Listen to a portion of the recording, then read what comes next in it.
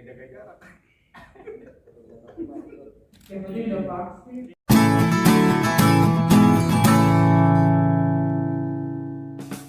Sore ini saya dapat undangan untuk perpisahan anggota yang pensiun. Ini adalah program unggulannya Puan Rasanto yang di banyak koperasi yang mengikuti.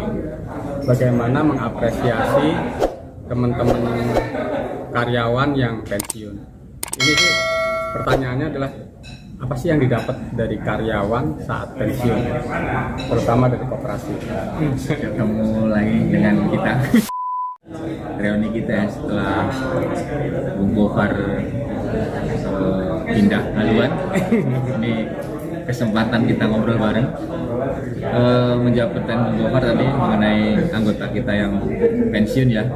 Ini adalah melanjutkan program-program sebelumnya, bahwa untuk mengapresiasi anggota kita adakan semacam pelepasan atau perpisahan secara seremonial.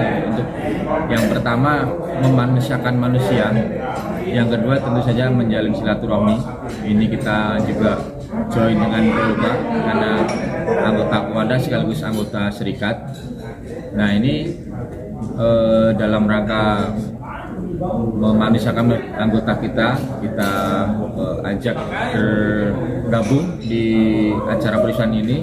Tujuannya satu, mengedukasi karyawan atau anggota kita yang sudah mau prapensiun ataupun yang udah memang pensiunnya otomatis itu ya, secara masa kerja ataupun secara umur. Nah, ini adalah untuk memberi pelajaran atau pengetahuan bagi rekan-rekan yang lain sama anggota yang punya wawasan gitu ya, punya yang udah siap-siap ancang-ancang untuk berwirausaha ataupun mengembangkan usahanya di luar supaya lebih fokus, dan nantinya tujuannya lah pasti akan membuka lapangan kerja. Nah, itu adalah salah satu fungsi koperasi kita, bagaimana menciptakan entrepreneur baru yang nanti akan mentas di luar lingkungan PT yang notabene setiap hari menjadi pekerja saya begitu.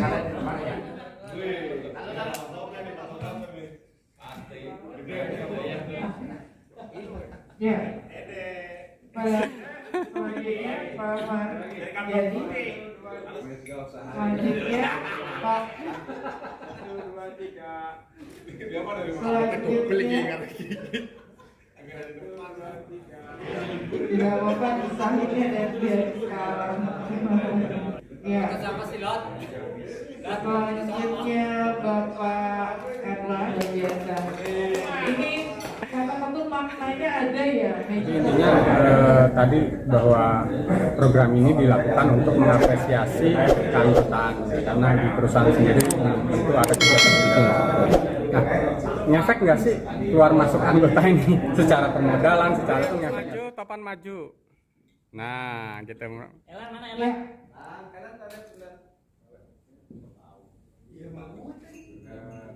Sudah? Secara permodalan jelas, karena kita namanya koperasi kan permodalan yang pertama dari simpanan wajib itu pasti setiap bulannya ketika ada anggota berkurang pasti permodalan berkurang. Nah, efeknya lah ke kemampuan kita untuk meminjamkan pada anggota juga terbatas. Nah, di situ yang paling terasa. Oke. Terakhir mungkin sebelum Pandra punya program-program apa lagi nih untuk mempersiapkan, karena suka nggak suka perundangan yang baru ini mengikis keberadaan karyawan. Jadi persiapan apa yang dilakukan Puan Rasanto untuk teman-teman anggotanya? Untuk karena sepanjang ini efek pandemi ya, ini baru planning mungkin bulan depan atau akhir tahun kita adakan pendidikan. Kemarin kita sudah sempat nyolek Bang Mardi ya, Bung Mardi. Nanti akan kita adakan pendidikan, dia bergerak di franchise ayam ya, ayam bakar. Rencananya begitu. Nah, itu untuk jangka pendek. Untuk jangka panjang di tahun depan insya Allah kita ada program anggota kita yang udah punya usaha di luar yang kira-kira dia udah berkembang cuman terkendala permodalan.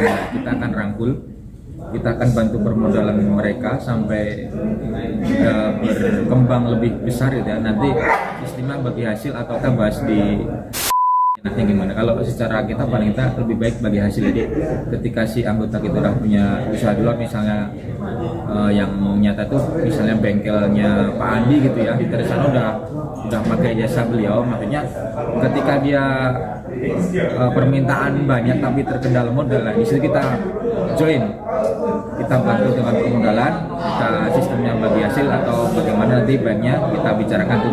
Oke, jadi sepakat bahwa keberadaan koperasi adalah kumpulan orang.